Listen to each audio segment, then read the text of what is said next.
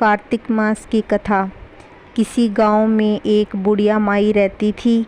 वह बूढ़ी माँ कार्तिक का व्रत रखती और कार्तिक स्नान किया करती।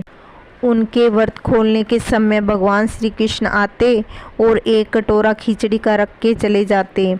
बूढ़ी माँ के पड़ोस में एक औरत रहती थी। वह रोज़ उसको देखकर जलती। इसका कोई नहीं है, फिर भी इसको खाने के लिए खिचड़ी मिल जाती है। एक बार कार्तिक स्नान करने बूढ़ी माई गंगा गई। पीछे से भगवान श्री कृष्ण खिचड़ी का कटोरा रख गए। पड़ोसन ने खिचड़ी का कटोरा देखा और देखा बुढ़िया माँ नहीं है। वह कटोरा उठाकर घर के पिछवाड़े फेंक दिया। कार्तिक स्नान करने के बाद अब बूढ़ी माँ घर आई तो उसे खिचड़ी का कटोरा नहीं मिला और वह भूखी सो गई और बार बार कहती, कहाँ गई मेरी खिचड़ी और कहाँ गया मेरा खिचड़ी का कटोरा। दूसरी ओर जहाँ पड़ोसन ने खिचड़ी गिराई थी वहाँ एक पौधा उगा, उसमें 2 फूल खिले। एक बार राजा उसी ओर निकला तो राजा की नज़र उन 2 फूलों पर पड़ी। वह उन्हें तोड़कर ले गया।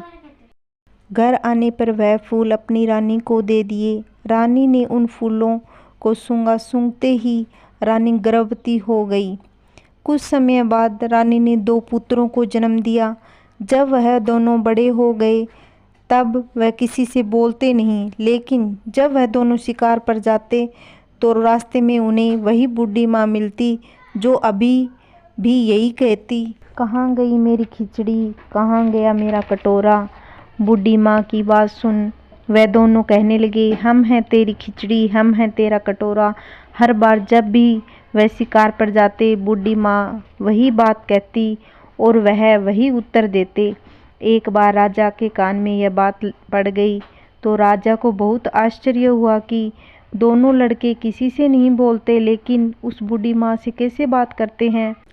राजा ने बूढ़ी माँ को राजमहल में बुलाया और कहा, हमसे तो किसी से बोलते नहीं, आपसे कैसे बात करते हैं। तब बूढ़ी माँ ने बोली, महाराज मुझे नहीं पता कैसे मुझसे बोलते हैं, मैं तो कार्तिक का व्रत करती थी। भगवान श्री कृष्ण खिचड़ी का कटोरा भरकर दे जाते। एक दिन मैं गंगा स्नान करने गई तो मुझे खिचड़ी का कटोरा नहीं मिला। जब मैं कहने लगी, कहाँ गई मेरी खिचड़ी, कहाँ गया मेरा कटोरा, तब इन दोनों लड़कों ने कहा कि तुम्हारी पड़ोसन ने तुम्हारी खिचड़ी फेंक दी थी तो उसके 2 फूल बन गए और वह फूल राजा तोड़कर ले गया और रानी ने सूंघा तो 2 लड़कों को जन्म हुआ। हमें भगवान ने ही तुम्हारे लिए भेजा है। सारी बात सुनकर राजा ने बुढ़िया को महल में ही रहने को कहा। हे कार्तिक महाराज, जैसे आपने बुढ़िया की बात सुनी वैसे ही आपका व्रत कहने और सुनने वालों को भी ऐसे कृपा बनाए रखना।